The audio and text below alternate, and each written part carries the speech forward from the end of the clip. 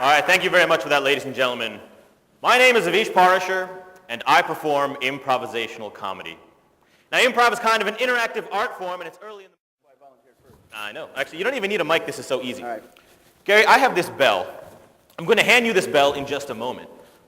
Just a moment. First, I'm going to explain to you what I'm going to have you do. I'm going to begin telling you all a story. It's a story I make up here on the spot. Now, Gary, at any point you want, you can ring this bell. When you do, I have to stop, go back, repeat what I said, but say something different. Once upon a time, there was a boy, and he had a great job as a paper boy. He used to deliver papers to all of his neighbors every morning and got paid pretty well to do it. He didn't get paid at all, but he loved disseminating news so much that he did it for free. He did it for the hugs and kisses he would get from all the happy news people.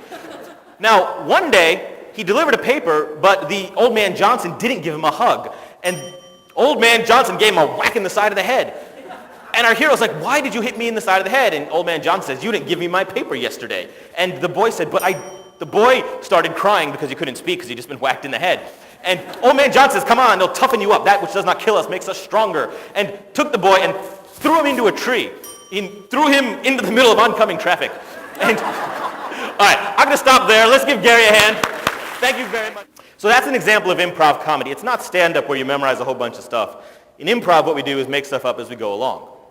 Now, what's funny is a common comment I would hear after improv performances from audiences is, oh, I could never do that, which always fascinated me because when you really think about it, you, all of you, everyone here is improvising every second of every day. Life isn't scripted. As much as we try to plan it all out with little day planners and software and things like that, things go out of whack. Let me ask you a question. Do things sometimes change? Yes. Thank you. Do things sometimes not go exactly as planned? Yes. Do the people around you sometimes do inexplicable and seemingly idiotic things? Yes. Of course they do. It's because the universe is like a giant improviser. And just when you think you've got it all figured out, he comes along and ding, throws you a curveball. So life is the ultimate improvisation. Therefore, if we understand the principles that lead to great improv comedy performance, those same principles can be applied to your personal and professional life to deal with the unexpected and to flow and have a little more fun.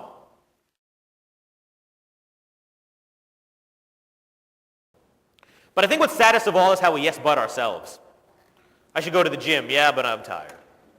You know, I should take this class, yeah, but who's got time for that? You know, I should put in for this promotion, yeah, but I'm not qualified. We yes but ourselves to death. We shut ourselves off from so many opportunities. I know. I almost yes but myself right out of any success as a speaker.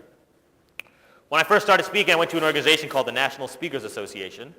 It's a wonderful organization with some great people, and they actually have a booth here with some information about some programs that are coming up, so be sure to check that out. But I went to that organization to learn, and I liked everybody there, except for one. You know how you walk into a room, and you see that person, you're just like, I'm not going to like her.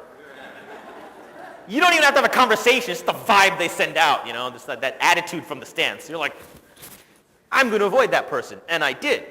But again, the universe, too smart for me. She turned out to be in charge of the newsletter.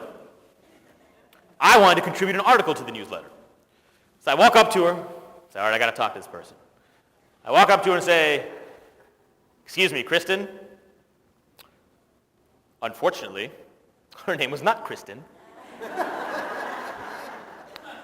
It was Kirsten. Like ear. Kirsten. I don't know, man. Some people got a real issue with their names. You know? It's like, they might not say anything, but they give you that look of death. That look just says, I would like to thrust my arm out, shove it into your throat, rip out your larynx, and rewire it, shove it back so you can never mess up my name again. That's the look I was getting. Now, fortunately, she couldn't do this to me because she's this big and I know karate. But this is the look I got, and I'm like, you know, you think I'd have more sympathy. You may not have realized this, but I don't have the most common name in the world. I get all sorts of variations, right? It's Avish, but I get Avish, Avis, Avash. I got a VJ once. At that point, I'm like, come on, you're not even trying. The double humiliation was that was a girl I went on a date with 6 months earlier. I must have made a great impression. But you think I'd have more sympathy, right? Because the name, but I didn't. I'm like, Kirsten, Kristen, Carsten, Kafka, I don't care. I have a question about the newsletter. So not the most auspicious beginning. So from this point, I'm like, really want nothing to do with it. But again, universe is too smart for me. Because I decide to join chapter leadership. And we go on a retreat down in Delaware. We're going to spend 24 hours in a small condo, all of us in this one area. So I'm sitting there in the morning, we're ready for the meeting to start. Who comes walking in the door? Little Miss Sunshine. I'm like, oh, come on! Why are you doing this to me? I got to spend 24 hours with this person that all I want to do is avoid. Now, throughout the course of the morning, she dropped one little bit of business advice that I was like, that's interesting. I think that might work for my business, but I need more information about it. Which means I had to go talk to her. So at one of the breaks, she's standing in like a kitchen area, and I'm sitting there looking at it, and the yes buts start running through my head. Yeah, but I don't like her. Yeah, but what if she gives me good advice and then I'm in her debt? Yes, but what if she bites me? Now that seems like an odd fear, but you have to understand, in my mind, she was like a little yappy dog. You know those little yappy dogs that always go starting fights with bigger dogs? It's like they're this big, but they think they're huge, right? Little body, big voice, lots of attitude. That's what she was like to me. Little, red-headed, yappy dog. Didn't want to go talk to her. But then I said, hey, let's not be hypocritical. You stand in front of a stage and tell hundreds of people to say yes and. It's time to start walking your own talk, which I think many of us can do, remind ourselves from time to time.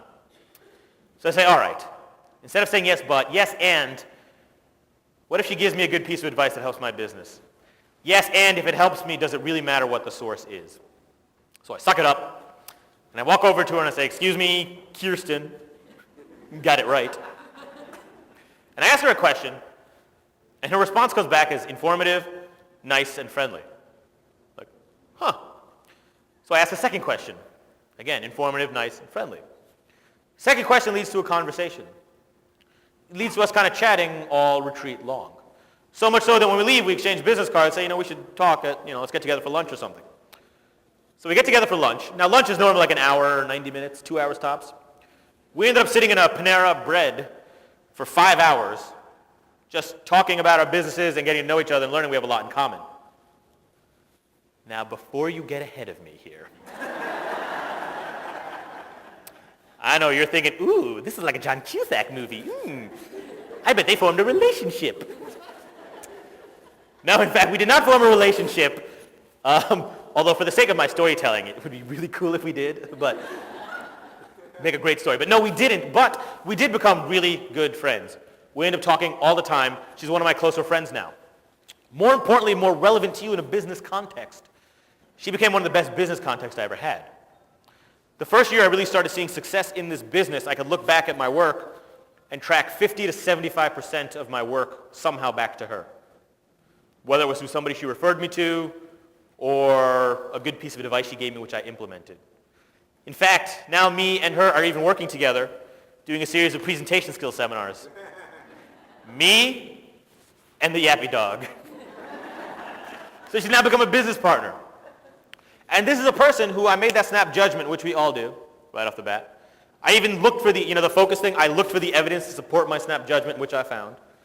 And I almost yes-butted myself out of going up and talking to her. Because I'm like, I could have looked that information up somewhere else or talked to somebody else.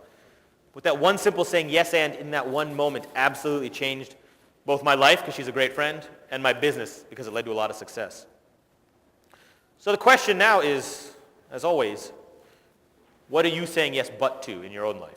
What opportunities are you letting go by because you're so sure something's not right or something won't work? What do you need to step back and say yes and to?